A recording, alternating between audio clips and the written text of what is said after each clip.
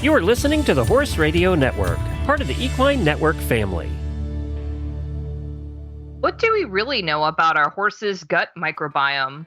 This week, we're gearing up for the Olympic Games and trying to juggle all the things, like managing horses who live in our backyards. Thanks for tuning in. From Heels Down Mag, a podcast where horse pros chat about what's happening in the horse world over drinks. Welcome to Happy Hour. I'm Justine Griffin. I'm Jessica Payne. And I'm L.A. Woznicka. Welcome to episode 125 of Heels Down Happy Hour. This episode is brought to you by Purina. So what's going on, guys? Hey, guys. Hello. No, I'm just kidding. There's Ellie. So, speaking of Ellie, happy belated birthday, Ellie. Oh, thanks. I got to spend it at Cornell. It's like you're home away from home. I know, at this point. Have they turned a horse stall into a bedroom for you? Yeah, it's pretty sad. They all know my horses and my name. That's kind of embarrassing. But, okay, so maybe you'll save this for Rose and Thorn. Ellie called me on her drive while she was hauling the horse to Cornell on her birthday. And I was excited to find out what the surprise was for your birthday. Oh, yeah. I can give that for my Rose and Thorn, but it wasn't what you thought. Okay. I asked her straight up, I'm like, do you think Matt will propose? And she just laughed at me.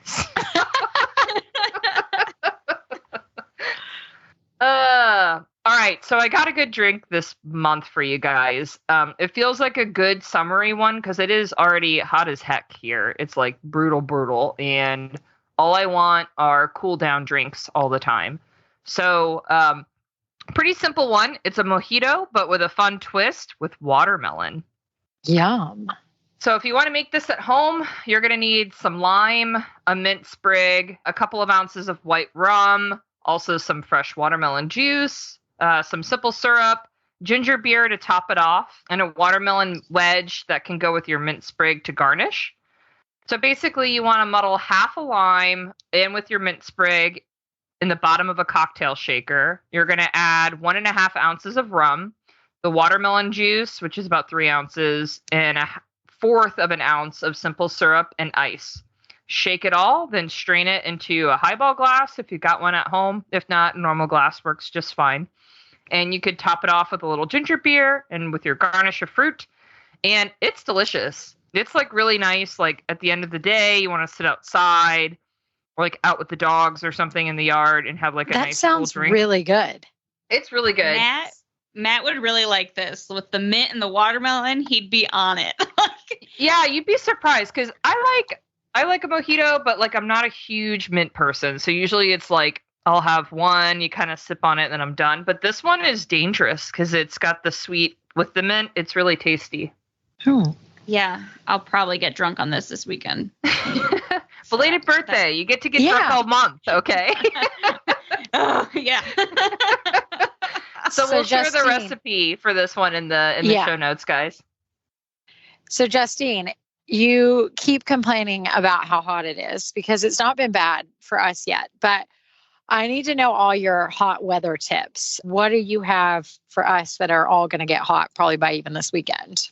Oh my God. I'm not even sure I have good tips, but it's been pretty brutal here. You know, like obviously it's a weird weather year with El Nino where it's been really dry and really hot here in Florida. So like we broke records in May. Like we had the hottest month of May on record in Tampa Bay, like ever, with feels like degrees and, in the triple digits, which is pretty scary because it's like, it's just the start. It's only May. Yeah, exactly. And as someone who owns a horse that doesn't sweat, it's something I got to be mindful of. But luckily Mikey's doing great. I've gotten to know his routine over the years, so I know what he needs. But it's been, he's had some miserable days, that's for sure. But it feels like a good time to talk about hot weather tips. I notice as I get older, I have more reactions and symptoms to the heat than I ever did before. And like for the last couple of years, I've kind of been like, what is this? This is stupid. And then like that I'm dying at the end of the day, but now I've noticed like I really have to pay attention to my hydration and to my skin. Like I have Today, literally today, I have a heat rash because I was out of town over the weekend and was at the beach most of the day. So I had a little bit of a sunburn. And then since I've been home, I spent every day at the barn where I sweat in a sports bra on top of that sunburn. And I just can't get rid of this heat rash. It's ugly. It's awful. It's uncomfortable. Yeah, it's terrible. Where I'm now, I'm like, do you I need ride a in bra. long sleeves? And do you ride in, so I will say, I joined this bandwagon. I've always worn in long sleeves, like sun shirts or whatever else. Mm-hmm. But Doug and Grant Sager always tell us that the sleeves, like the UV sleeves that you see athletes wear and stuff, they're cooler. I saw with a you share shirt. these. So I had on one of the Dada shirts that's super lightweight. It feels like butter. It's so lightweight. And then I put those sleeves on, and I'm telling you, I was a lot cooler than I was in those long sleeve sun shirts that I wear. I love my sun shirts because I want to protect my skin. I think I've told you guys many times on the podcast that my husband chases me around horse shows with sunscreen because he looks at the older trainer ladies and their skin and is freaked out for my future of what his wife is going to look like. Not even kidding. But I'm telling you, the sleeves are UV 50. Yeah. And they go up, they stayed up because I was a little concerned, if they weren't going to be swelled up. I bought them on Amazon and cool. I found one, they're all unisex, but I was like, how am I going to fit in Doug's? And Doug fit in mine. So they're super stretchy. So I found one that also worked for teens. Okay. And I got one that's a pack of gray, dark, light gray, dark gray, and black. And I have to say, even the black is still light. And so and the only thing else I think I need to get into is finding a really good sun brim. My hat is already big Mine's enough dead. and I wear sunscreen. Yeah. But I would love listeners to put in some advice of what sun brims they have, because I feel that's the missing piece I have. Everything else, I wear big hats all the time. You'll always find me in a huge hat. And then I have sunscreen. I feel like Alex, I'm chasing my children around. They put sunscreen on every morning.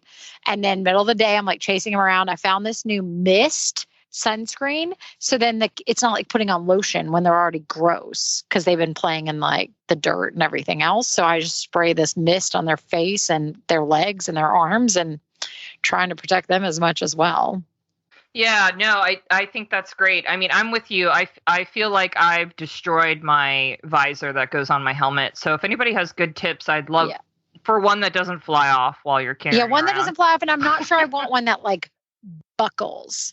So I don't know. Maybe I'm looking for something that doesn't exist. Mine's Velcro. I don't remember. Mine's Velcro too, but it loses its kind of stickability over time because mine's dead.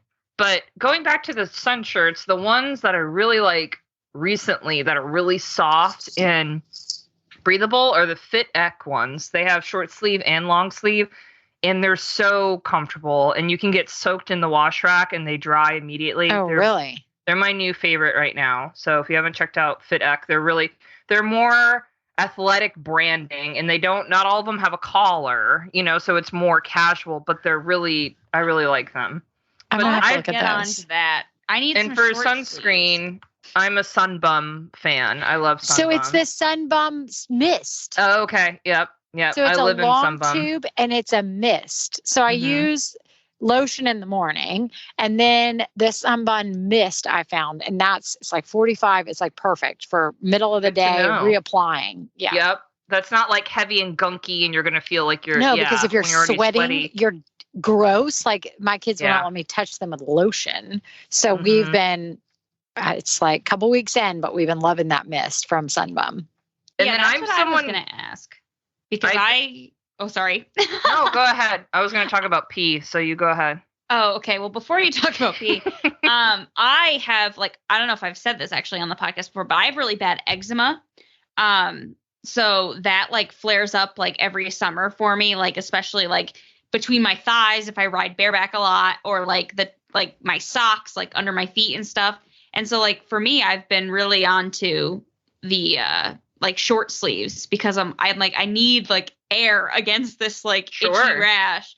So I'll have to try out those. But yeah, I was going to ask you about the Sunbum because I my sunscreen that I'm using, which is just like, the Dollar General brand, is really gunky, and I'm not about it. Yeah. The other thing, going back to the pee, is I'm someone who urinates frequently through the day, just like on your average day. I don't feel like I drink enough water, but I'm just someone who has to use the restroom multiple times a day. But during the summer, I try to really be like, I'm never going to be a water bottle person. Like, I'm not going to fight people in Target for the cool water bottle. I can't bring the big heavy thing with me, but I'm trying to be mindful of hydrating before I get to the barn, so I am not dead within an hour of being there, because I'm like dead.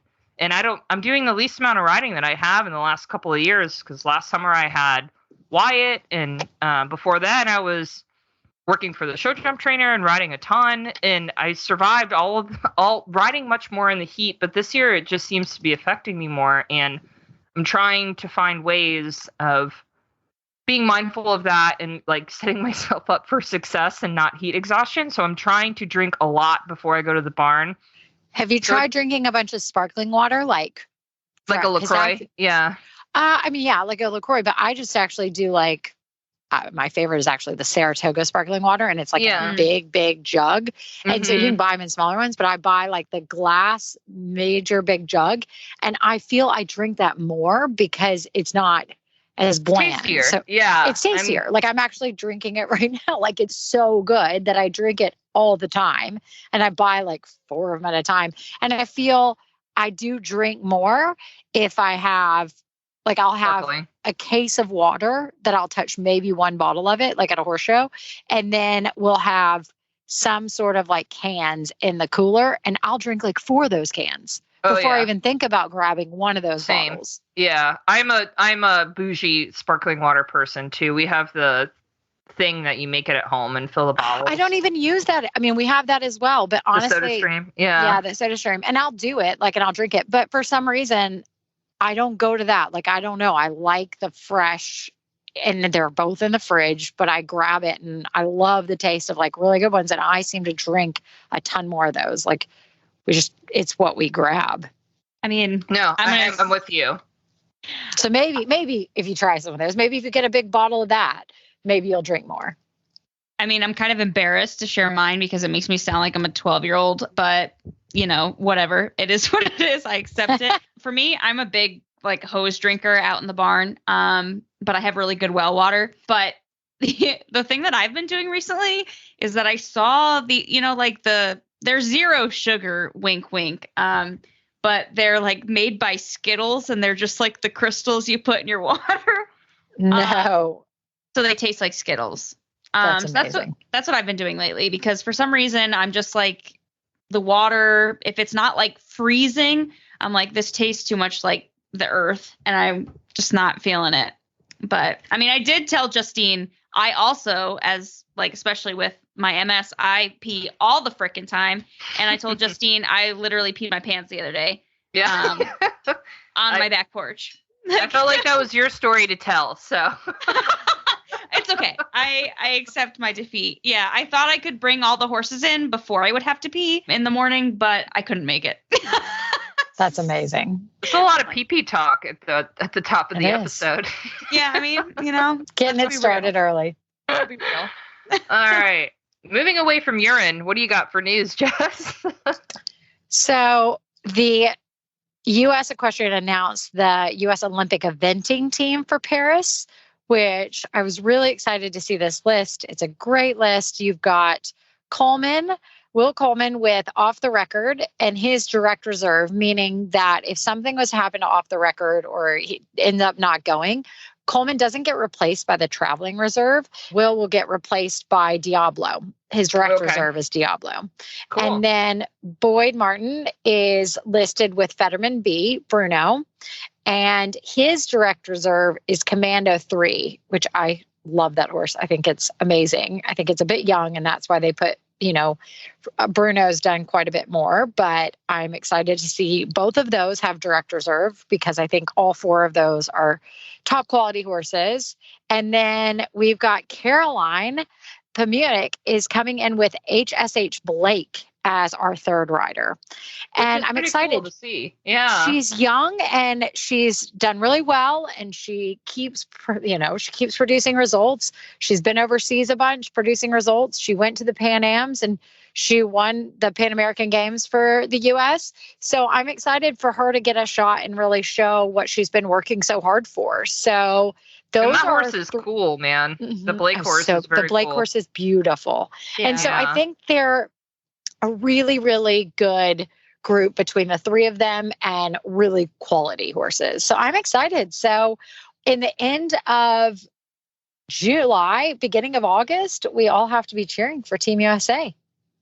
Yeah, and if you wanna hear more from Caroline, she joined us on one of our Kentucky episodes. Remember when she stopped by, drank some margs with us? Yes, she's so cute. I know, and I mean, she was, obviously riding in the 5-star at that time that she stopped by. Yeah. But so obviously no newcomer, but was young, and it's kind of cool. She's young, but she's put in the hours and put in the time. So I'm excited for them to kind of shake it up and put somebody a little bit different on. So I'm really excited for her. Absolutely. And all of them. It's all well deserved. For sure. Ellie, what do you have for news? I have an interesting way to test the dust particles in your arena. So especially in indoors, right? This was something when I was picking my arena footing that I was really worried about, because I remember growing up, everyone despised the job of watering the arena, but it's really important, right? Because the airborne particles and the ammonia fumes, especially if you have a lot of horses peeing in stalls, are concerned, but they're also a concern in indoor arenas. I mean, we all know that the horse's biggest organ, right, are those lungs, and their breaths, especially when they're working, are going to be a lot heavier than the ones they're taking in their stalls. Not to mention, it's also damaging, right, to us to be breathing in dust. If you get home after a ride and you blow your nose and the boogers come out black, that's a problem. That's a problem. Right. Yeah. So this is kind of an interesting test that I had never thought about that I wanted to share. So they're pretty easy. So one of them is just wipe off the top of your mounting block or chair or a ledge on the wall of the arena. Or you can even clean one of your arena mirrors if you have those. And then you kind of monitor how long it takes for dust to accumulate on there again. Ideally, it would be a week or more before there's a level or a layer of dust that you can see. And basically they kind of say, if you can write your name in the dust after a single ride, that's a big no-no. And the footing is dusty enough to pose significant threat to your horse's lungs. Wow. Yeah. So dampening. Oh, sorry. Go ahead. Well, this is we don't really have indoor arenas here, obviously, that are enclosed, but you do, Ellie. Is this something that you've always known and are mindful of, as someone who has to maintain your indoor? Yeah. So I mean, for me, I splurged. I'm still paying off the loan for my arena footing. I have dust-free footing, so it was actually mixed with wax, so I never have to water my arena, and there's never any dust. I could drag it, and those for are an hour, so nice, and there is no dust. And that was really important to me, especially with Berkeley, who has his seasonal allergies. Right, he has the hay gain and everything. He is very dust sensitive, and especially since I live in the Northeast, right, I'm in an indoor 98% of the time. Probably 99% of the time. So not having that foreign debris in their lungs, is really important. And I remember as a kid, same thing in Connecticut, we had, I think it was a shredded something. It was before GGT really became a big thing, but we had to water it every single day. And then by the end of the day, the lessons by 7:00 p.m., they were starting to get dusty again. So dampening the arena footing with water can cut down on dust for a short period of time, right? But the only long-term solution is replacing the footing. Your footing. Yeah. And I will be honest, right? My footing alone cost, and this was back in 2019, it cost me just under 15 grand. Okay. And my arena is only 55 by 115. So it's not big. And I have like 2.5 inches of footing. And I could be wrong. That might be a little high, but I will say it is worth the investment, because not having to worry about that, and especially as someone who, works full time outside of horses, I don't have the time to worry about it. Barely have the time to ride my horses, let alone water that arena before I ride. So it's just really important to water those arenas, or, just be mindful of the dust in your arenas for those horses' lungs.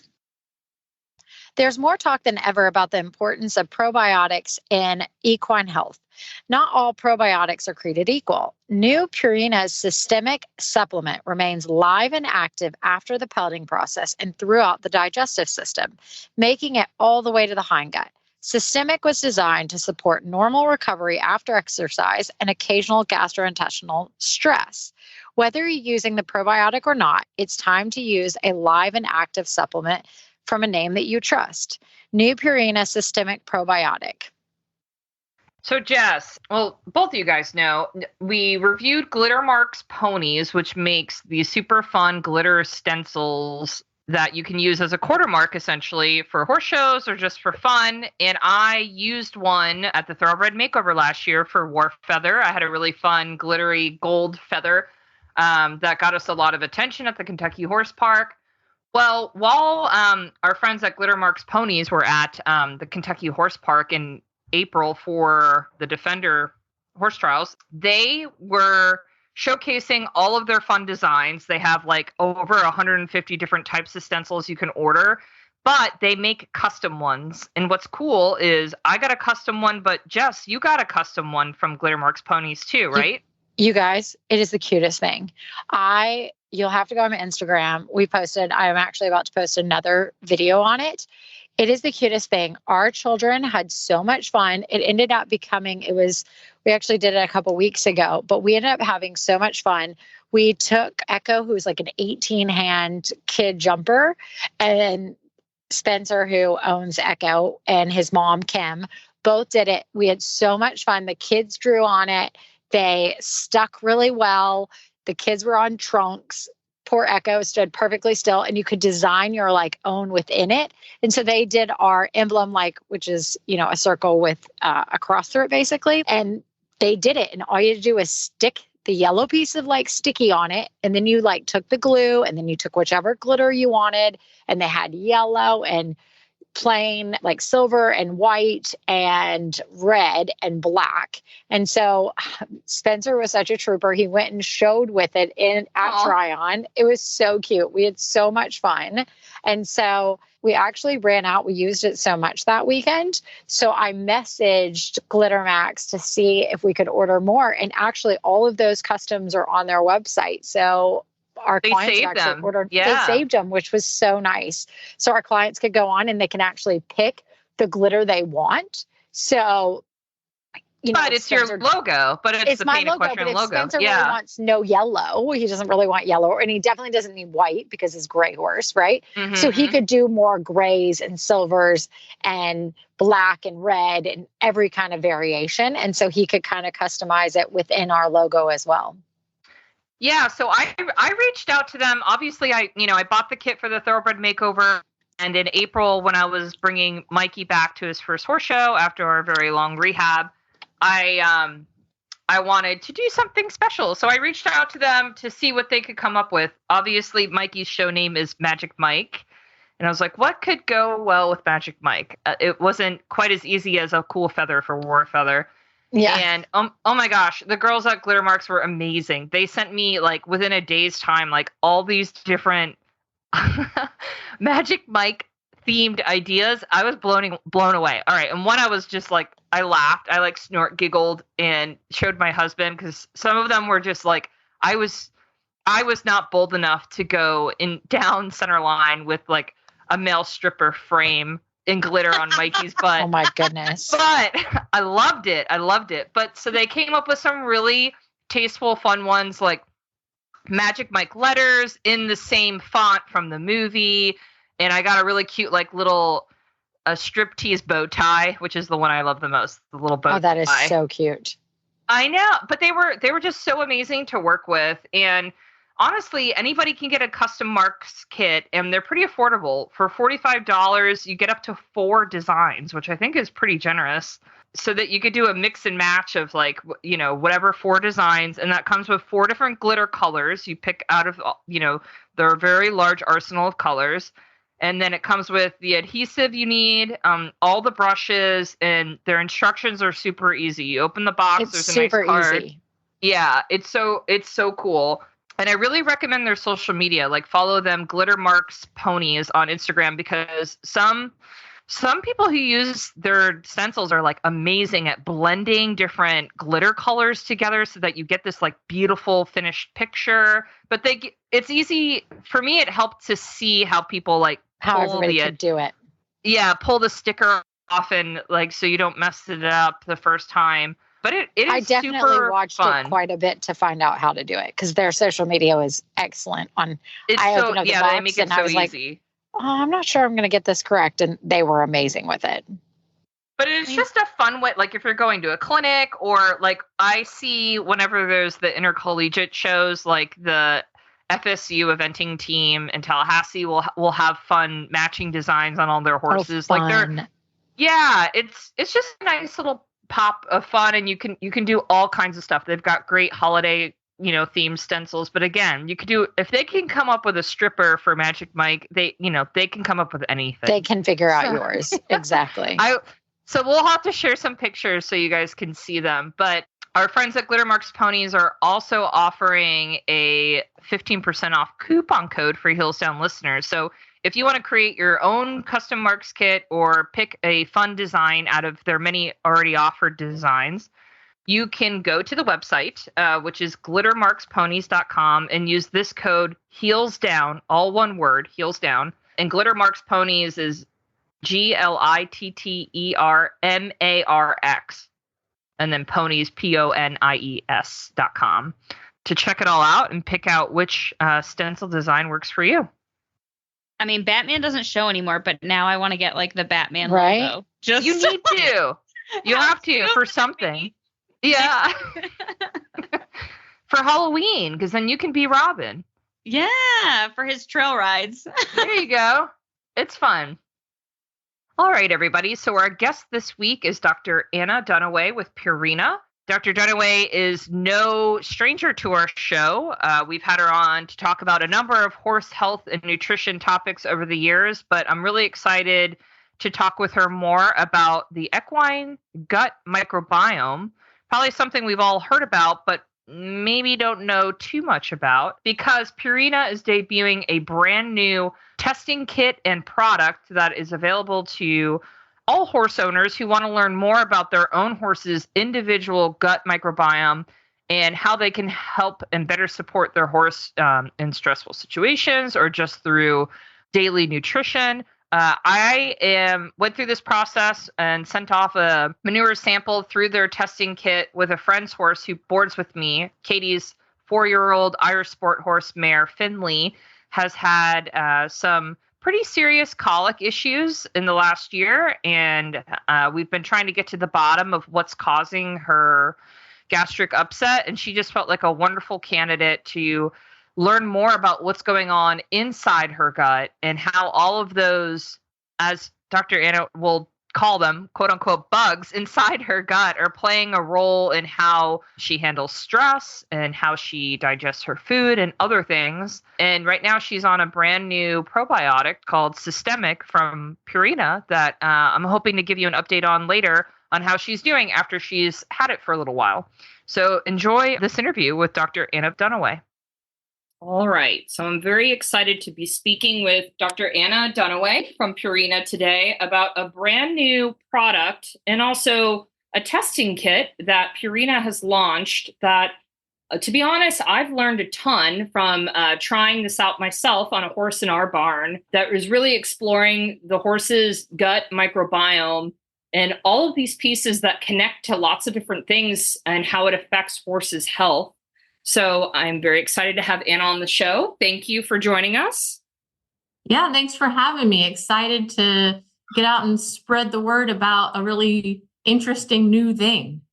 Absolutely. So I wonder, before we get into what Purina has created and now offers, I think we should probably start with the gut microbiome and just explaining what the heck that is, if that's okay with you. Yeah. So a microbiome just means a community of bugs. So it's all of the microbes like the bacteria, protozoa, viruses, fungi, etc., that live in a spot. So like the surface of your phone, sadly, has a microbiome, and the horse's hindgut has a microbiome. And we care a lot about specifically the gut microbiome of the horse because it impacts so much, not just how they digest their feed, but also we have now learned that, I don't know if you've heard this quote, that 90% of your immune system lives in your gut, and the gut microbiome just affects so much about your health and immunity and your horse's performance. So it goes beyond just, digesting protein, fat, fiber, regular nutrition type stuff. It's really using nutrition more as a health tool moving forward. So it's kind of what we see as the next frontier in equine nutrition, just like it is in humans and pets and everything else. Interesting. So you touched on this a little bit, that understanding that microbiome is important for a number of things, for performance, but for general health. But as a horse owner, why do you think it's important for us to be educated on this? Honestly, because it's what underlies a lot of why we feed horses the way we do. All the rules about how you're supposed to manage horses, like plenty of good quality forage and keep things flowing through them, and, small frequent meals, all of that stuff is really meant to keep the bugs happy. All of why we do things the way we do in nutrition is because we want to feed the microbiome, and then the microbiome is what feeds the horse. So if there's more we can learn about how to keep that collection of bugs happier, and maybe that will help us avoid some of the issues that tend to be the most frustrating in terms of what we deal with our horses, then that's where we should be paying more and more attention as we learn more. Interesting.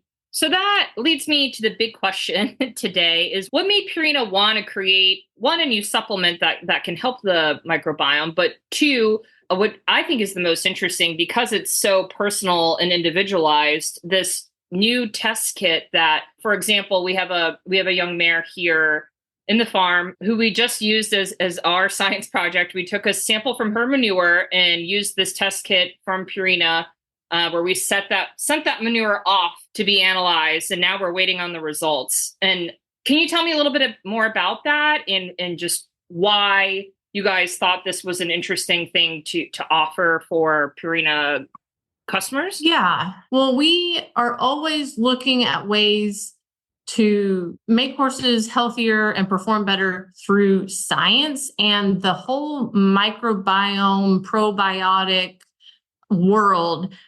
We've been saying for a while now, kind of the marketing has outpaced the science out there in the world a lot for the last couple decades or so. So there's a lot of things out there and probiotics on the shelf that people are trying that to help them solve some issues that may or may not have good science behind them, but the knowledge base to create that science wasn't there. So we decided, okay, before we're even going to be able to come up with a probiotic that we think might do something useful, or before we can say, I think we can actually change something about the horse, we had to figure out what was even normal. It was like back before they had sequenced the human genome. They had to do that first before they could start messing with it to try to help diseases. So it took several years and many thousands of samples being sent in from horse owners all across the country that were just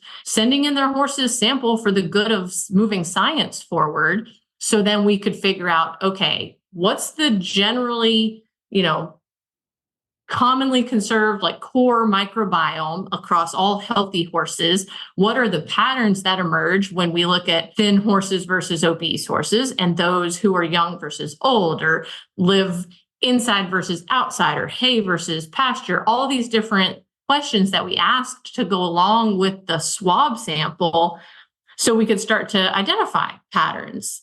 And then once we started figuring out, okay, this is what's normal for certain types of horses, then we got to a point where we could try to change some things and see what happened, and look at whether we were doing anything useful for the horse or not, because there's a lot of ideas that might seem good on paper, but then a bug that seems promising in the lab, but then you feed it to a horse in a reasonable amount and nothing really happens. And so it took years of working through that process over and over to get to a point where we were like, okay, we can offer this microbiome sequencing service to horse owners so they can learn more about their horse and what's going on inside their hindgut. And then to go along with that, we have found one specific probiotic strain that has enough noticeable benefits in the things that horse owners care about that we felt like it was worth bringing to the table. So we can talk more specifics on systemic whenever, we want to dive into that. But we're really excited because we think we found something that can truly, help some horses out there. And that's fascinating. And that it sounds like it's been a long journey of looking at lots and lots of samples, but that's very cool. Is there something about the process that's really stood out to you personally that was like just something you didn't expect, or maybe it is this specific bug that you've identified that is pretty helpful? Yeah. I think the thing that's been most interesting for me about the sequencing the microbiome is that we can actually pick up differences in horses that we know have different weird stuff going on. Like, for example, I have a mare that has multiple kind of immune related issues. She's got allergies in the summer and she's really itchy, and she has because of that, maybe she's a head shaker also, and she has a sarcoid popping on her ear right now. So her immune system is clearly not the best. And her microbiome came back not completely in the green. She, whatever she has going on system wide is reflected in her gut microbiome. And, compared to horses that don't have those things going on, we can see her shifts in different microbes could be part of the issue. We don't completely know what to do about all of that yet. And I'm not going to say that, we can pinpoint a certain bug that we can change for her to help all that. But this is clearly like a stepping stone along kind of like real-time learning about we're kind of in the thick of it right now, learning about how the microbiome affects so much else going on with our horses.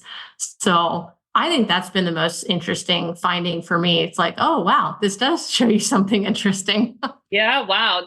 So we're waiting on the results for the mare I mentioned. Her name is Finley. She's a 4-year-old Irish sport horse who belongs to a good friend of mine.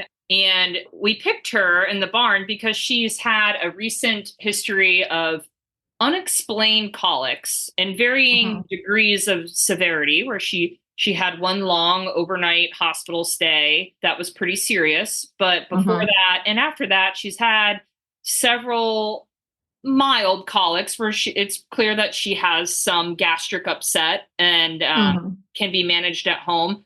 But we're having a hard time identifying what is the cause of this. They weren't able to identify that at the hospital, but we're working with a variety of vets to try to figure out if maybe she has some type of allergies but I'm curious to see what her results will say if, like what the microbiome shows.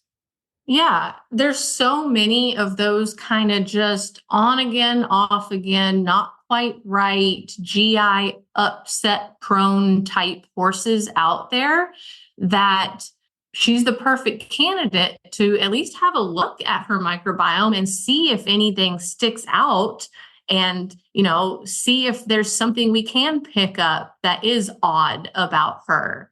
And it'll at least be interesting, if nothing else, to be able to look at her compared to other, typical healthy horses that are managed the same way as her, have similar diets. How far off from them is she?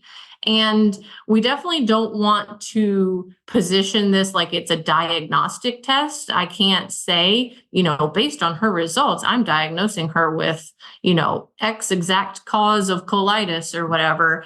But it's more just, it's another piece of the puzzle to help maybe point you in the right direction of figuring out her issues.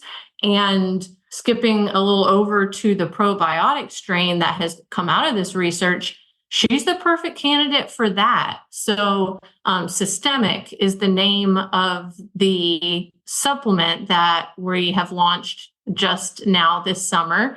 And she's the type of horse that I would try that on, because the way we know it acts systemically in the body, that's why it's called systemic, it has impacts on kind of system-wide inflammatory response, both to GI stress and exercise-induced, athletic horse type stress. So in our field trials, we actually saw horses that had some of those similar type of issues, and the fecal water or the loose poop, just kind of some GI stress type issues, get some relief based on, being on this very specific strain of Bacillus coagulans. And when we compare that to the real deep research we've done looking at the mode of action and how it works in the body, it all makes sense. Like we think it's helping them be more resilient against some of these stressors that they encounter, whether they've just got sensitive systems or it's exercise stress because they're hardworking performance horses that are running up and down to different shows every weekend. This Bacillus coagulans seems to be working kind of system-wide to help manage the effects of that. She sounds like the perfect candidate for. Yes, she does. Yeah. So she's worked on it, and we're excited to see what we get from that. Going back to the microbiome kit testing, I'm curious to know how, obviously every microbiome I imagine is unique, but when you're looking at these results, how do they compare? Like when you're looking at horses that maybe are from the same farm and are fed the same diet, do you really see a lot of differences from horse to horse? Mm-hmm. You will see differences definitely horse to horse. They're all very individualized. Now, being managed similarly is one factor to create some similarities in their microbiome, but things that cause difference, we know that we can pick up differences due to body condition and workload and breed and things like that too. So there'll be some things that are the same just because they live in the same area. And then there'll be some things that are different because of, maybe their individual metabolism or their breed type or something like that. If they're an easy keeping little pony that lives on the same farm as a hard keeping thoroughbred, even if they're in the same amount of work, maybe their microbiome should look somewhat different. Gotcha. Yeah. So going back to Systemic now, the probiotic supplement, when I think of gastric health from as someone who owns horses and competes them as a hobby, mm-hmm. You think of the marketing that you see out there, which you've already mentioned, because there's a lot, and a lot of it is really geared toward this theme of performance. And I feel like it's shaped the culture around our sport about really being proactive by feeding X or Y to give yourself or give your horse that competitive edge and keep their stomachs happy. Do you feel like, well, one, is there truth to that? And Two, it does sound like this new strain you've identified is great for that kind of stress that some, performance horses really can feel. Yeah.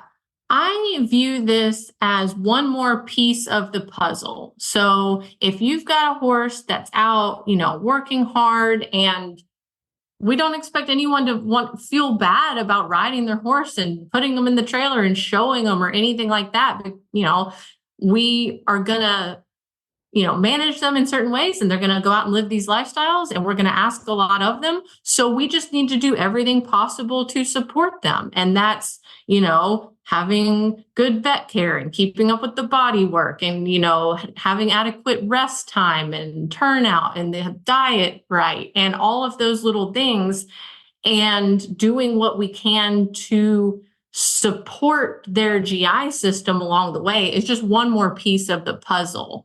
So I think this is kind of another tool in the toolbox that, when we know better, we can do better. So it's one more thing to help support, especially the horses we're asking the most out of. Gotcha. No, that makes a lot of sense to me. So thinking about the probiotic, can you explain when you see on marketing that there is a live probiotic, is that the bug that you're talking about that live in our guts, adding a new bug to kind of balance that microbiome?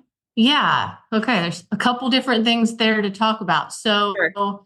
The definition of a probiotic means that it is live and it's going to do something beneficial to whatever you're feeding it to.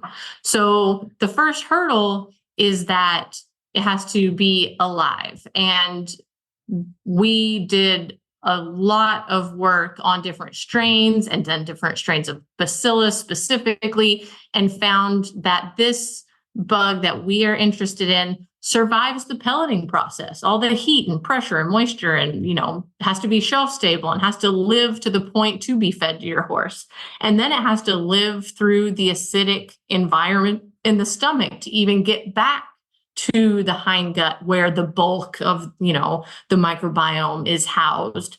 So that is not the case for every product that's out there on the market. A lot of things are dead on arrival, dead in the canister, dead by the time they get back to the target area in the horse. So that's one main part of it. I will caveat that by saying there is some data out there on something called a postbiotic, meaning there are some bugs that can do some things when they're dead, but that's not a probiotic. So that's not what we're talking about here. And then it may not be that you're trying to pick out a bug that a specific horse was missing and that we're just going to feed it every day and insert it into their, established community of bugs back there and expect it to set up shop because that's the bug your horse was missing per se.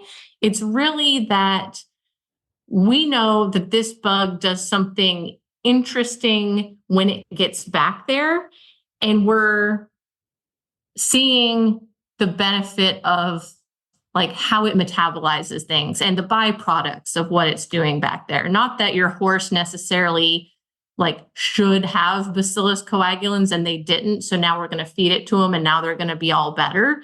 It's more so we have realized that, this bacillus coagulans does something interesting, and it could be the output of that could be beneficial to your horse. So it's a really fine distinction to draw there. Sure. But yeah. But that's fascinating to me because we do read in marketing and labeling live probiotic. And that's something I always wondered, how can I guarantee that what is in the package is actually alive? And, the supplement world, just like in the human supplement world, fraught with peril. There's actually a journal article out there that looked at just checking labels across horse probiotics that are on the shelf. And it's A, do they have what they say they have in them? And B, are all the bugs' names even spelled correctly? And are the amounts what they say? And all of that. And the vast majority of them don't even, cross those hurdles well. So we feel like there's an opportunity to bring something to horse owners that they can be more confident in, because we have done the work to prove that the bugs are alive and in the right amounts that we say they're needed to do something beneficial. And we can point you exactly to the research to say what it does when it gets back there, rather than just having to kind of blindly pick something out of the catalog or off the shelf and just feed it and hope maybe it'll do something because someone somewhere read that maybe it did something in pigs, for example. Exactly. I got it. Yeah. And then the probiotic strain that is in the product, I think it's important. You said something earlier that I think is important for listeners to understand. It's not like your horse is deficient in something specific. We're just adding a new bug that can help with certain types of things, but it's not like it is replenishing something that your horse is missing. Yeah, definitely. It's not that we did all these sequences and said, oh, all these horses are too low in their Bacillus coagulans numbers. Let's feed them some Bacillus coagulans and fix that. It's that we looked at tons and tons of different probiotic strains that are out there and looked at what has the best chance of doing something beneficial in the horse and like having an outcome that horse owners would notice and feel a benefit from. So it goes back to, we know that this specific Bacillus coagulans helps horses be more resilient to GI stress. And we actually saw improvements in, fecal consistency during times of stress. And then we saw benefits for horses being more resilient to the impacts of exercise stress and recovery. So those are kind of two places that we know matter to horse owners, and that we can, create more of a difference you can actually see. Interesting. Yeah. And the process has been very cool as someone who's getting to go through it from the horse owner side of it, like collecting the sample, but then and shipping it off in the mail. But then there's a survey you take where Purina asks for more information about you and your horse. And then I can't wait to see the results. And we will share Finley's results as soon as we get them. So you'll have to keep an eye out on heelsdownmag.com to find out what we find out. And after she's had a good couple months on the probiotic supplement. Anna, is there any other information you'd like to share that you think horse owners should know? And then also, where can our listeners go on the Purina website to find more information? I think just my parting thoughts would be, the service is something interesting to do if you've got kind of a tricky horse that you've just been wondering what's going on inside them, or maybe you just want to get a baseline. Maybe nothing weird's going on with your horse and you just want, out of curiosity, want to see, okay, what is their normal? And then maybe if something changes in the future, if a couple years down the line they do have some weird GI things going on, it might be interesting to recheck them and see if anything's changed. So that's kind of how I see the service. And then again, the supplement, I'm just really excited to have something research backed to be able to recommend for so many of these cases where people have been struggling with these sensitive system type horses and have tried a whole lot of things with not a lot of luck. So I'm not saying it's going to fix all of them for sure, but I'm very optimistic that we're going to help a good proportion of the horses that we didn't have much else to point them to before. So we have a whole website dedicated to the microbiome quotient as an entire project. So you can learn more about the service and the kit and order the supplement online, all of that. It's at mq.purinamills.com. Okay, so I have questions for both of you about your home lifestyles. So hear me out for a second. I'm like, home lifestyles. What you do at home, because you both have horses on the property where you live. And, I've always, as an adult amateur with a full-time job, I've always been a full board person like my entire life, from, junior pony up until recently. And it was when I had 2 horses and one was self-care, I sort of started migrating that way. And now it's been a couple of years, and I've never thought I would be a self-care person, but now I lease a barn with a friend, and I really enjoy having that control over the management of the horses. But it's a lot of work, and I have to be there every day, but I still get to go home where the horses are not in my backyard. But for the 2 of you, that's not true. And Ellie, like, I feel like you've had a ringer of a year, you know what I mean, for your own health, but horses' health. Like, how do you manage that? You know, like, how do you take time to yourself when you feel like you need a break? When you look outside, there's like still all this responsibility, and I'm sure a laundry list of things that you feel like you need to get done. Oh boy. I'm dropping a big one on you. I hope you have your watermelon mojito. Yeah, seriously. That's how I do it. I drink. No, but like, I think a big part of it is realizing what can wait and what can't. It's like, yeah, would it be nice if I swept the aisle? Does it need to be done right now? No, I'm going to go sit down, enjoy myself for like 30 minutes before I have to come out here and shovel stalls again. Okay. Or like, you know, like for us, it's mainly a me thing. Matt's really great because I am not a morning person. So in the summer, he brings them in the morning before the bugs and all that jazz. But in terms of like during the day, that's all me. And then the night chores of putting them out in all the stalls, it's all me. So I think it's important just to be like, yeah, like, do I need to cobweb my barn? Yeah. Can it wait a couple more months? Yep. Like, Probably. it's just like realistically what needs to be done right now, right? Horses need hay, horses need water, horses need clean stalls, horses need to go outside and have everything out there that they need. So like, I think it's just kind of staging it out where, okay, this needs to happen today, no ifs, ands, or buts. And that can be a next weekend thing. What I always tell Matt too is I'm like, 10-year plan. So it's like, if I'm like, oh, you know, it'd be really nice to like re-fence this one section of our field so we could have a small like medical paddock. And I'm like, nah, 10-year plan. Like, it's just like not on the list of things that need to happen.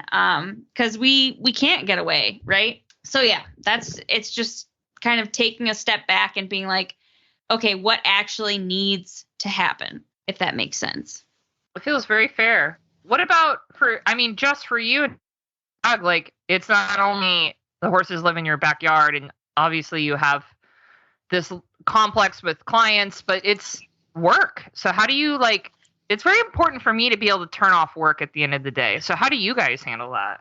Yeah. So, I mean, we have an incredible group of people that work for us and help us. So like, it is not just me or just Doug, and it's not just us, like, it is everybody. So it is great that like, we're very organized, that every day we have a plan. Like, you know, Doug and I are like, what's important? What needs to get done today? What do you need to get done today? You know, whether it's at the barn, in the house, with the kids, with everything. Like, we have a plan. We ride first thing in the morning, whether it's winter or summer, like, it's first thing. And we try to knock it out. We teach us what lessons we need to do, everything. And so what we end up doing a lot is saying, okay, this is what's important today. And we try to get it done.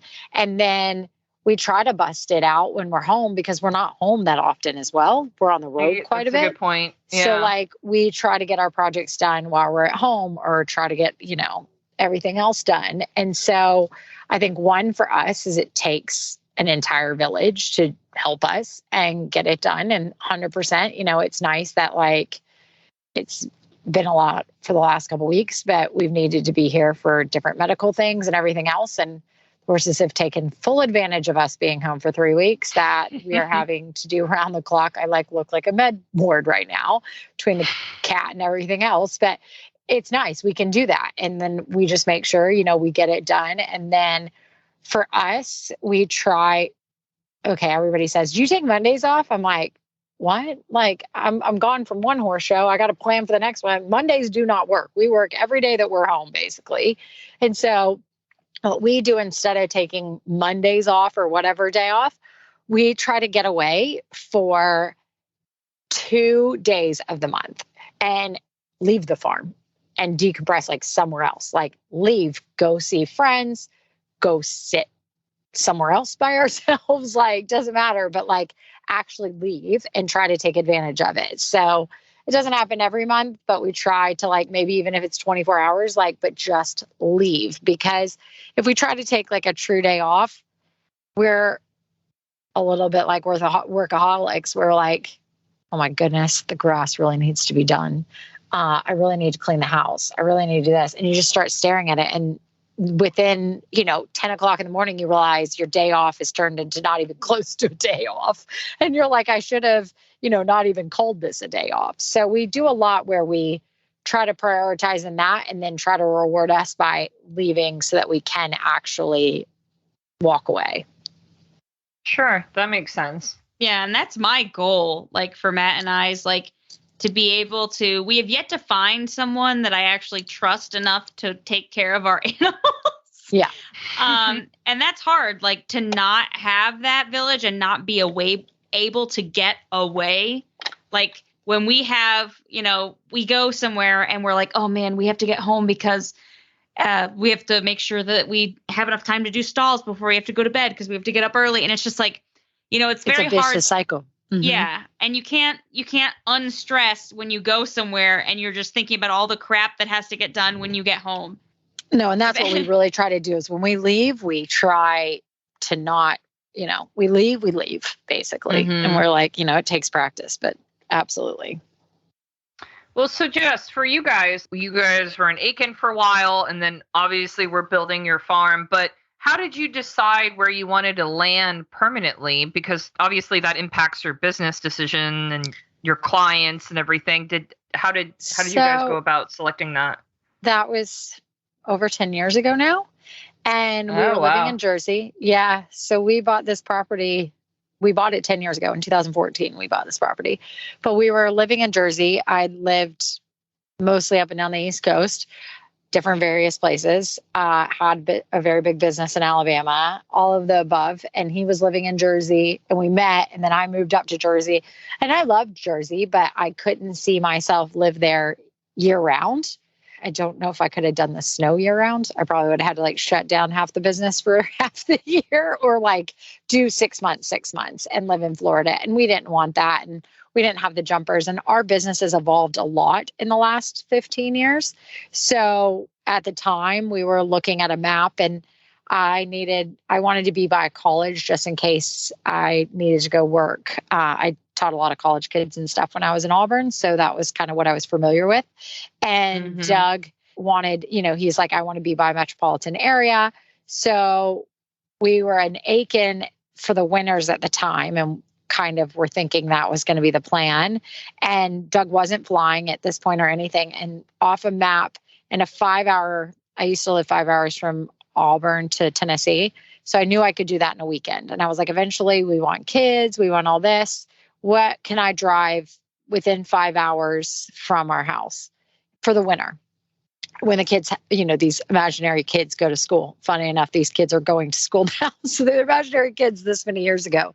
So we had a conversation about where we would want to be based. So the metropolitan areas within a 5-hour radius of Aiken are Atlanta, Charlotte, and Raleigh-Durham. We knew nothing about Raleigh-Durham. I wanted Atlanta. All my Auburn friends, like half of them lived in Atlanta. I was like, Atlanta, Doug's like way too far south. And so it was mainly Charlotte and Raleigh. Well, we had known a lot of people try the Charlotte area, kind of hit or miss, didn't know anybody that had tried Raleigh. So we moved to Raleigh, and we thought we moved to Apex, which is South Raleigh. And we thought we'd pull from Southern Pines, and we pulled no business from Southern Pines, but a lot from Durham and from Duke and all of that. So long story short, we were driving around. We had sold the Crown Talisman horse, and we needed to buy property that year. And we found 30 acres North Durham, and we bought it in 2014 and then started building. Doug thought we would be there back in Aiken for like 6 months. He thought the building process would take 6 months. I thought like a year and a half. We both were wrong. It took us 6.5, 7 years to build this because everything went wrong. And at the time, we didn't really have, like, we had clients in Aiken or whatever, but most of our clients lived elsewhere. they were just supporting us. They were training horses, and we picked up lessons wherever we kind of lived. And so it didn't really matter where we lived at the time. And so then now we've been here in North Durham for 3 years, and we absolutely love it. Like, there's things to do that don't revolve around the horses. We can go to concerts or, plays or anything. Like, the kids have so much stuff to do. There's Life and Science Museum, so many camps. They've been having a ball up here. So long story short, we picked it off a map. Wow. That's kind of cool. Yeah. Do you want to share your origin story, Ellie? I mean, for you, like, you had graduated college, you had a degree, both you and Matt had careers. What made you want to buy a farm on the side of a mountain in Pennsylvania? I was sick of paying board. That's actually no. I mean, in all honesty, this sounds way less prepared than Jess's story, and that's okay because that's realistic. That's what happened. Yeah, it is life. I was boarding my 3 horses at the time, Berkeley, Batman, and Q, at the same place that Matt had his horse, Nemo. And I didn't like the people who owned the barn. They were changing my grain without telling me. And there was just a lot of funky stuff going on. And there was bad juju at the barn. Like, Berkeley lost 200 pounds in the span of 2 months. Oh no. He was just paranoid. I literally had to bring Batman into the arena so I could ride Berkeley because he couldn't be left, or vice versa. I could not leave Berkeley in the stall. He would rear up and he would just he was just riddled. I had him on GastroGuard for the longest time, and he's a draft cross, right? He's chill. Nowhere bothers him, but he was just not happy. So that was kind of I was like, okay, Matt, well, I had reached out to other places. Obviously, it's hard enough to find board for 2 horses, let alone 4 horses at the same facility. No one had that kind of opening anywhere near there. Matt had a really good job and happy with his coworkers. I was working remotely, and I said, you know what? Screw it. So we looked at, I don't even think we ended up looking at the second farm. We didn't. There were 2. One was in New York and one was this one in Pennsylvania. They were the same listing price. The barn was bigger than one in New York, but obviously I didn't need 20 stalls for 4 horses. And we ended up choosing this one mainly because the property tax for the one in New York was triple. Oh, yeah, exactly. Oh, boy. So, yeah, we chose Pennsylvania because our property taxes are cheaper than for 30 acres than my mom pays for half an acre in Connecticut in the suburbs. Nuts. Wow. That's why we had to leave Jersey. We were never going to afford a farm in Jersey, ever. Yeah. Wow. And that's it. And I was like, Doug and I were talking. I was like, you can buy so much more in the South. He's like, no way. I was like, yeah, go to Alabama, you can buy a ton. Exactly. Shocked. Yeah. So yeah, I hear you. Yeah. So that's why we did it. I was sick of basically paying an entire mortgage in boarding. And I was like, That's this perfect. isn't even. Yeah. So we actually did the math this weekend, and I end up spending, medical expenses aside. Yeah. Well, you were getting those anyways. Yeah, I spend $182 per horse a month. A month? Just That's on pretty good. That's feed, amazing. shoes. Yeah, and not including your labor. Yeah. No, yeah, She that's is not the labor. including. Yeah, that's also not including doing all of our own hay and Yeah. I mean, that's the biggest thing with you you know. guys. You get to do your hay and everything. yeah, and that's not including all the diesel that it takes to do the hay. But But still not. Yeah. It's still, that's amazing. I mean, because we were paying, and super cheap, right? But this was back in 2018. We were paying $450 a horse. So Yeah. $450 times 4, that's still our mortgage payment, Yeah. So yeah, that's why we did it.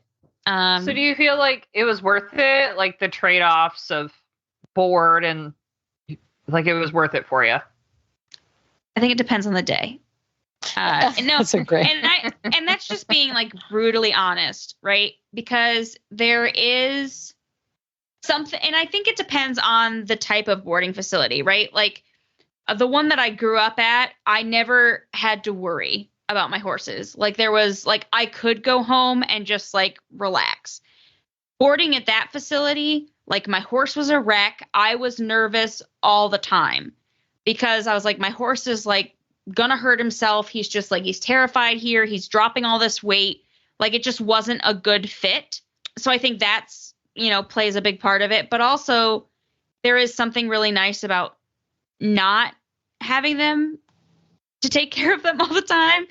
Yeah. But at the same time, and I'm sure you can, lay claim to this too now, Justine, like there's something really great about being able to manage things the way you want to manage them and not having to like ask permission. It's like, no, it's actually going to be my way or the highway because I own this. Like, and this is my highway. Like, yeah.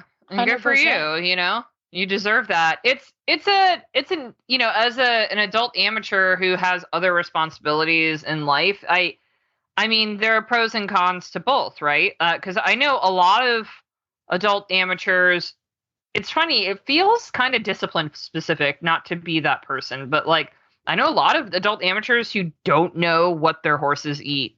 And there's probably a time in my life, earlier in horses where I didn't think that would be weird, but now I think that's really bizarre. But I'm just someone who's also a micromanager, type A. Like I like to be very, like I own the horse. I want to know, and I want to make those decisions, and I want to feel like I have one, the knowledge base, and two, the authority to make those decisions. But there are a lot of people who put trust in the program, right? And they're in a professional program, and that's what they pay for, is for the professional with that wisdom to make those decisions. So there's no right or wrong answer here, but I do think I forget that, like I'll be out with friends or, you know what I mean? Or at horse shows, you meet people and you go, oh yeah, I forget that not everybody has a different way of managing horses and how they fit into their lives, right? And I think there's no right or wrong answer, no matter what people do. And I always our clients would have no idea what their horses eat. Exactly. And I feel like that is the norm for a lot of people. Yeah. But for me, I'm just like, well, what happens? You're the owner. Like what happens like they would call me and I would be the emergency. Like they would not, I would call and say, I've got the emergency under control. This is what's happening. You would handle it. Yeah. Yeah. Cause they wouldn't know how to handle the emergency. So I'd be handling the emergency. And I feel like that's probably more common than people like me, Yeah. But nowadays, I think so. But it's interesting. Yeah. And as someone who's no like right or wrong, it's just different. Yeah. Exactly. And as someone who's edged into the self-care, like, because I'm like, well, the next step is buying the farm, husband. Like, I hope. He's like, this is a joke, right? But there are days where I go back and forth because it is hard to, like, for my job, and I have very weird hours and sometimes have like speaking engagements and community events that we have.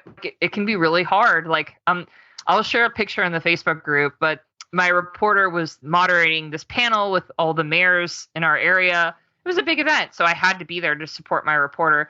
And it was a nightmare to get there on time. Like, I was cleaning magic cushion off my hands with like makeup remover rags in my truck. And Alex came with me. It's like, I can't believe you're going like this. Like, he was stressed on my behalf, and he's embarrassed for you. Like, this is life, I'm like spritzing myself.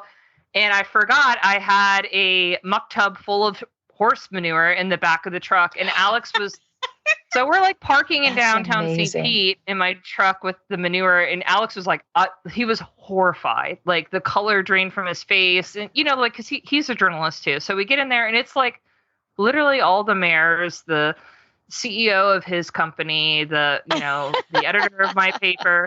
And he made us wait at the end of the event. He made us wait in the lobby until all the people, like the important people, so that you didn't claim that was your vehicle. Yeah. So they didn't see what car we got into. And it was like, Alex, they all know it's mine. I'm the only one driving around with horse manure. They didn't think anybody else showed up to this event with that. It was all. But I was in a sad rush. Part is, The sad part is you've been saying like all the mayors this whole time. And I thought you were talking about female horses. And I was like, what kind of freaking panel is this that you can't my show up with goodness. magic cushion on your hands? Like literally Oh, that is thinking as you guys are, I'm like, hysterical. why is Alex so upset? You're going to a horse panel. And now I understand. No, it was No. real newspaper job, real life job. Real life job that I they mean- don't even know what mayors are. Yeah. Yeah. This is what happens when, you know, you're like me and you work remotely. Like it's on all the time. Like the horse, like Matt's like, I really need you to like shower before you come to this thing so you don't smell like horse poop. I'm like, oh, okay. Good luck. I'll do my best. Yeah. Yeah. So for me, I feel like there's no going back. Like, well, I would love to own a farm one day, but there are days where I'm like, man, my life would be so much easier if I had chosen a different hobby. Matt just cut hay yesterday and he fluffed it up today, and I'm already regretting the decision. I regret it every summer. Every time I have to stack so much freaking hay. Until you pay the bill, then you don't. Yeah, I regret was it. gonna say, yeah. Oh yeah. Yeah. Well, hay's still much cheaper. I bought some and it was only $4 a bale here. Yeah, So. which is unbelievable. What? Holy Yeah. cow! Yeah. Not I'm like, ours. Matt, we should I make was gonna extra. say I would like cut off my arm for hay. Yeah, I Yeah. think my mom's paying like $14 per small square That's bale. still Just cheap. like Holy Just like cow! Timothy. Yeah, I don't even want to know what you pay, Justine. I mean, so I've got a good source, but like I'm riding a new horse. I'll talk more about it in a little bit. And this girl is paying like $28 to $32 a bale for Yeah. like O and A, and I'm like, this is nuts, man. Yeah, Florida's the worst for that. So all you Yeah. people want to come to Florida, get ready to pay for it because yeah, it's not cheap. and that's why I chose Pennsylvania, because it's very cheap. Is your horse suffering from itchy, irritated skin? Don't let them be miserable any longer. Kinetic Vet's EquiShield CKHC is a veterinarian-developed solution for bacterial and fungal dermatitis in horses. It's a powerful formula, combines 3 ingredients to fight bacteria, tackle fungus, and soothe inflamed skin. EquiShield KCHC comes in a convenient shampoo for full body application, a solve for targeted relief, and a spray for on-the-go treatment. For widespread infections, simply apply the shampoo, let it sit, then rinse. Follow up with the solve or spray for extra relief. See the difference EquiShield CKHC can make in your horse's skin. Visit kineticvet.com or ask your veterinarian to order today. All right, guys, it's that time. It's Rosenthorn. Who wants to go first? I can go first. Okay. Do it. So I have been jumping a lot more. And so that has been a lot of fun. And I'm going to take my horse back to the horse show. So it's been fun. The kids have kind of gotten into a routine this summer so that I've been able to do quite a bit more. And so, yeah, just excited to get back into the groove of it and showing more often and everything. So that's been kind of my rose. Then my thorn is all these horses. Like it's one thing after the next. We talk about why we Always. do this. I am not sure some days because I'm like, they are going to be the death of me. And then, feel so that like on I've a had the spiritual horses level. had been a problem. The Star Witness horse were trying to get pregnant. She didn't take to the first one. So then I've like decided like we're going to breed her to Aussie, the Europa horse, which is great. Mhm. So then I've been taking her. So I've been driving back and forth to the vet clinic trying to get this horse pregnant. And then, which is all great. Fingers crossed she's pregnant, everything. And then I think the horses are going to be the death of me. Then the cat shows up. And we have 2 barn cats that have shown up. The Maine Coon is beautiful. And we've shaved her because she got in mats and everything. So she looks a little bit like a lion. And we were sitting on the porch, like enjoying the night. And the cat I look at the cat and I'm like, what is on her neck? I was like, what is that? She had 2 puncture wounds that were far apart that still none of the vets know what happened to her. So I am like, oh my goodness. So I end up like on the phone with our vet and I'm like, what can I give her? I got to give her something. It's like, It wasn't pussing and smelling, but the next morning it did start smelling and it was pretty bad. So no. I go through my dog's medication and I find one for wounds, abscesses, and dental infections. And it gives me, and it says for cats. So the vet's like, perfect. That's exactly what we need. So I start giving her this antibiotic. And then she comes out that afternoon and like has to like debride it, like take it down like to this, like even more.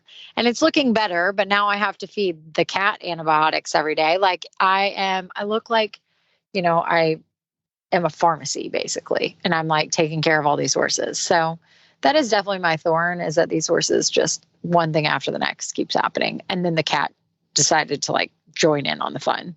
Is this your fancy fun cat? Yes. Yeah. My really fancy fun cat. I know. I love when you post pictures of this one. She's It's so cool. pretty. And so she walks up to me and I'm like, oh, what is that? But it's healing very nicely and she's going to be fine. And thankfully I had dog antibiotics, I think, from when Nolan had like a tooth infection, and that dog's since passed. So it's very lucky that I had those. But yeah, she's doing great. But I'm over administering medication and driving to the vet school to get Jen pregnant. I would like them to all calm down. They have truly taken advantage of the weeks that we have been home. That's funny. Who's going next? Yeah, birthday girl.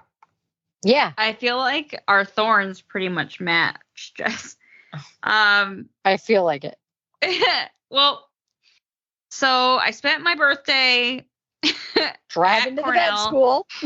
Yeah, at Cornell with Flint, because it's like a little over a month after his joint flush surgery, and he was doing better. They were healed up, got the stitches out, but the swelling just wouldn't go away, and he was still walking like lame, but he would be. But here's the weird part: he would be fine, fine-ish, like serviceably sound walking, if he had compression, like a standing bandage on.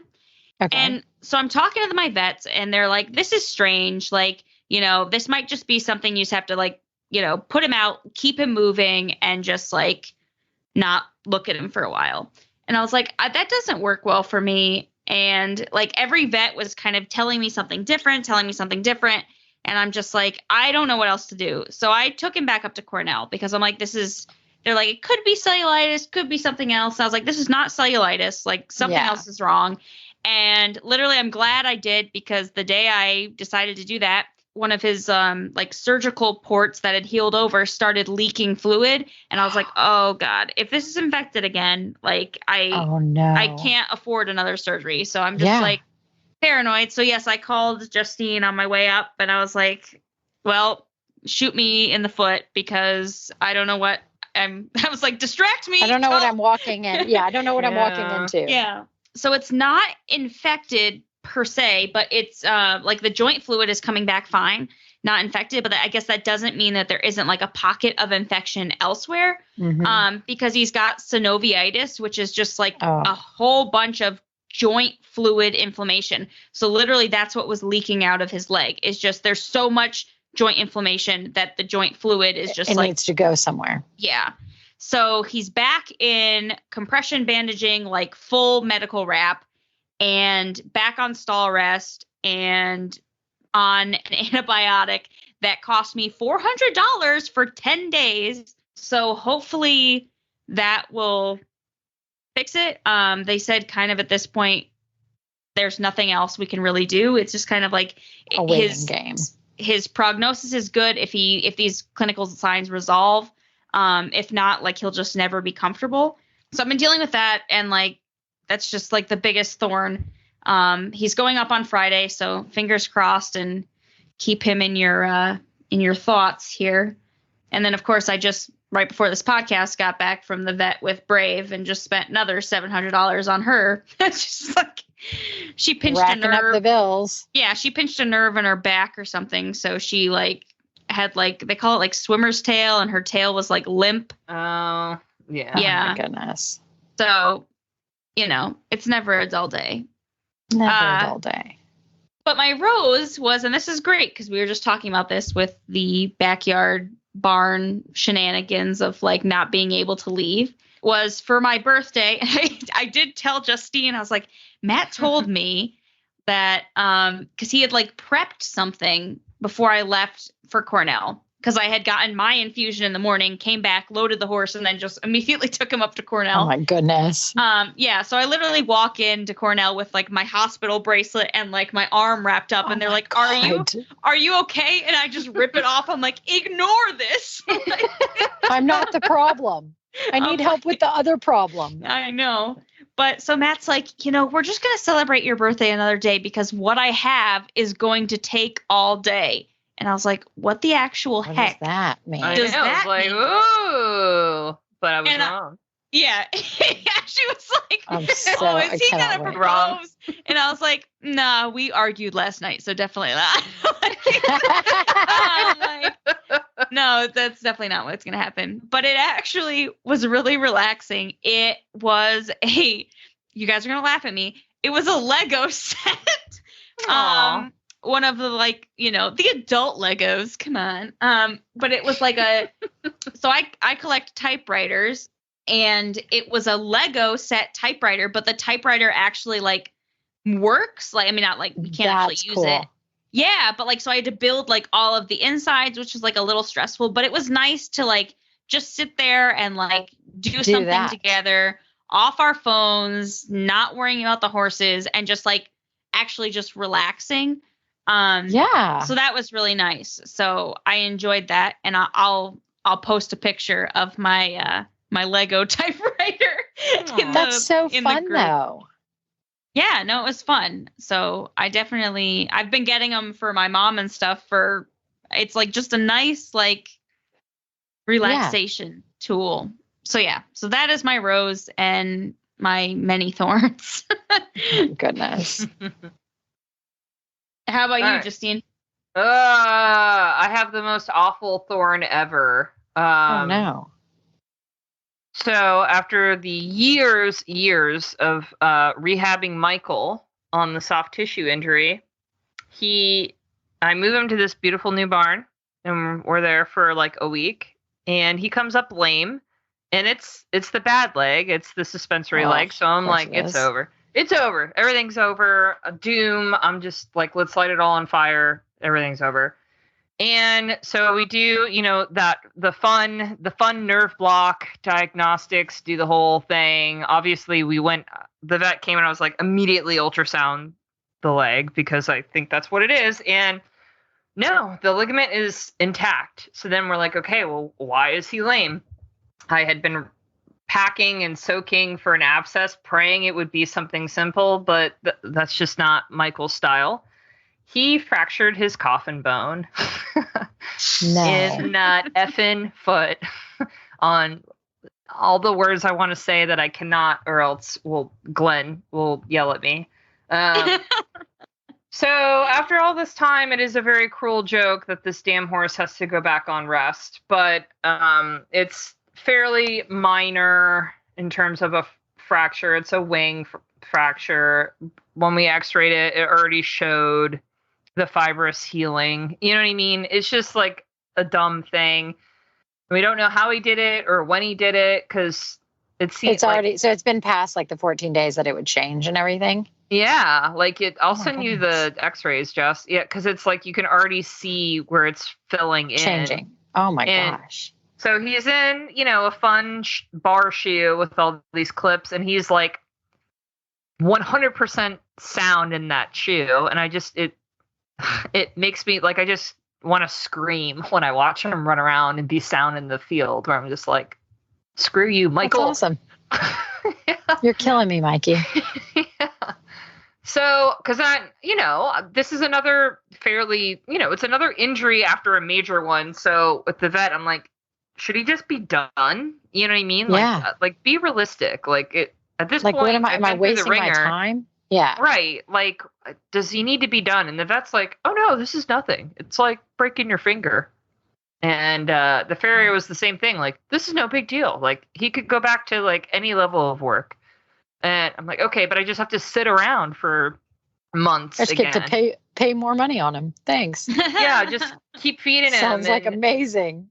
It only took 2 weeks for him to go like full feral again on me, where he's like a pain in the ass to like even handle on the ground. And I'm like, oh my God, like I worked so hard to bring this horse back. And so there were a lot of watermelon mojitos Oh, I bet. in my life recently. Or I was like, I'm just a damn idiot, guys. I'm just an idiot. Over this. Like, this is like when you should like, this is like, I had like the doom and gloom thoughts of like, should I be done with horses for a while? Like, should I really try something else? And then, you know, luckily the good part of the horse world is like, it didn't, you know, I didn't tell a lot of people, but I told close friends, and the network of good people look out for me. And I found something nice to ride in the meantime.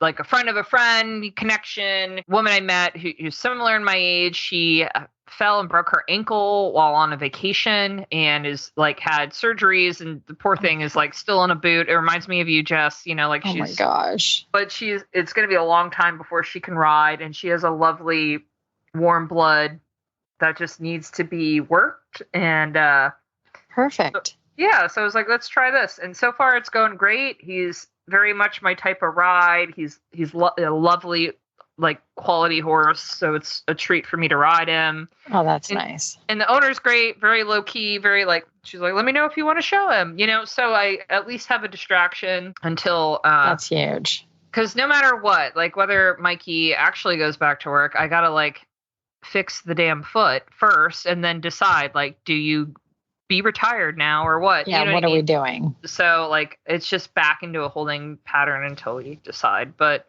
Alex is very happy that I found something to ride that did not require me to buy to one. spend something. Exactly. Because he was like, oh my God, she's gonna buy another one. Right. It's starting all over again. No, so it's the best case scenario where like I have something to ride that is very nice, and he's like a very sweet, goofy horse. Like I already have fallen in love with him, and you know what I mean? So he is mending my sad heart, and then I get to just stare at fat Michael and scratch him summer. with pitchforks. Mm-hmm. I'm hoping that this is the end of my bad luck. Like I feel like I've, you know, had a string of it. It's got to quit. It's got to. And I felt like I did the right thing, you know, like I've been holding out for him, and I did all the hard shit myself. Like, you know what I mean? Like I would like come on, universe, like give me a break. You know, you figure out how to get one. You let me know. I will let you know. Until then, keep calling me on the way to the vet, Ellie. And right. We'll cry to each other. Exactly.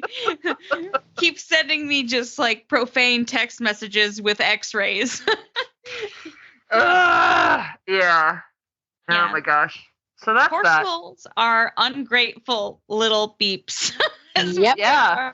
Because then that's they just 100% look at you like what? You know what I mean? And I'm just like, my whole, like, all my sanity hinges on you big dumb animal that I love, you know? Yeah. Anyways, moving on. Mailbag. So this came up in the Facebook group recently. It'd be fun to share our own, like, if you guys have, like, something that stuck with you over the years, what is something that you learned from, like, your absolute worst riding day ever? Whether that was, like, your worst riding lesson or like your worst performance in a horse show that just like really sucked in the moment, but it's something that sticks in your brain and you've learned something from it. Well, I think usually like when I suck it up or whatever else, I've done something to cause that. And so then it either like my drive is like get better and all that, or like, you know, if I fall off because I did XYZ, then I make sure not to do that again. You know, like I think you take those times and you're like, okay, I really want to know why I messed up or why I wasn't good, and then try every day to, you know, get better at that trait. Or, you know, maybe you like pitch forward and you step back, or it teaches you that I try to find when it's those moments that I'm not succeeding, why am I not succeeding? And then, you know, the other thing is just trying to stay in the mental game. That's another really hard thing, right? The mental aspect of like getting in and actually staying focused. And that just takes time and practice. I think that's a good one. What about you, Ellie? I'm trying to think because I've had so many bad ones. And I'm like, you can't pin it down to one. Yeah, seriously. But like one that I think I've learned the biggest lesson from was more of like a mental game thing. It was when I was in college. I had taken Berkeley and it was actually the first show Matt ever went with me to. So he's kind of scarred for life from this moment. But to be fair, he's like, I will never do it again. He's like, never again will I go to an away show with you. He's like, day shows, you're different. I'm like, yeah, that's fair. But I had taken Berkeley up with my sister and her horse up to Vermont Summer Festival. And I was kind of like on a high. I had won a class out of like 65 horses. And it wasn't high. I think it was like just the 0.90s. It wasn't crazy, but I was feeling really good. But you're feeling good about yourself. Yeah. Right? Yeah. I was like, that was freaking awesome. And like, I'm rocking this. Yeah, exactly. I felt really good, felt really confident. And the next day I was going to go and do the meter. And I went in, and the very first jump was like a center line square oxer away from the in gate, which I didn't think anything of. But I did not have enough canter at all, and cantered up to it, and Berkeley stopped. And I was so mad because I was like, gosh darn it, I knew better than this. Right. Yeah. And like so many people had had come to because obviously, right, this draft cross and the jumpers, right, is like interesting to people. And it was really frustrating because like all these people had come, like they'd seen me ride and they wanted to come see it. And I was feeling cocky, to be quite honest. Right. And I was excited. And Berkeley just was like, no, I'm going to humble you right now. Exactly. It's like, I am not going to carry you over this. And like, I circled, got more canter. The rest of the course, amazing, beautiful. He jumped me out of the tack many times, but I was just like, yup. And I came out of the class and Matt was like, that was good. I was like, did you not see the first jump? I'm just like, I was so nasty to him, but it's just like, you know what? Like, that's the thing. You can't ever be on top of that high because I saw something on Facebook the other day that I liked a lot. And it's like the moment you think like, you know it all, that's when you realize how much crap you still have to learn, Absolutely. Yeah. That's a good message. That's a good one. And what I about think we've you? all been there. Oh man. The one that comes to mind was when I made the switch from the hunters to eventing with Mikey, and I had evented like a little bit at the lower levels when I was a junior, but not really, and have always been in a hunter jumper program. And then, a friend of mine got me into eventing with Mikey. And so it was my first USCA recognized horse trials with Mikey. And we're at Three Lakes. It's a beautiful venue. It's not open generally to the public. Like they do one schooling day and then they do their 2 horse trials for the year and that's it. So it felt like very cool to be there. But I had no idea what I was doing. I had no idea. Like I showed up dressed for the part because I'm good at that. Like braided, had all the tack, and I looked good. But I remember being in the dressage warm up, and it was wild. Like horses rearing up, and I was at an event, And then there were naughty horses, but then it was like.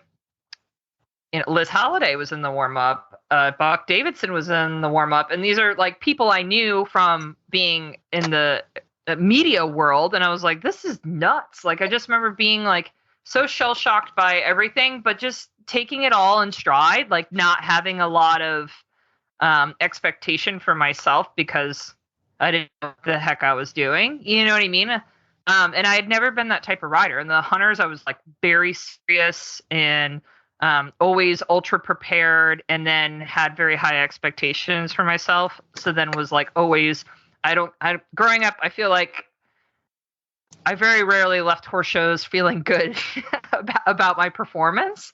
then that is such a silly way to live your life. So I don't know, like the eventing, it felt so fun because I didn't care because I was like, I'm not that serious about it. I'm just trying it out. And then I almost won.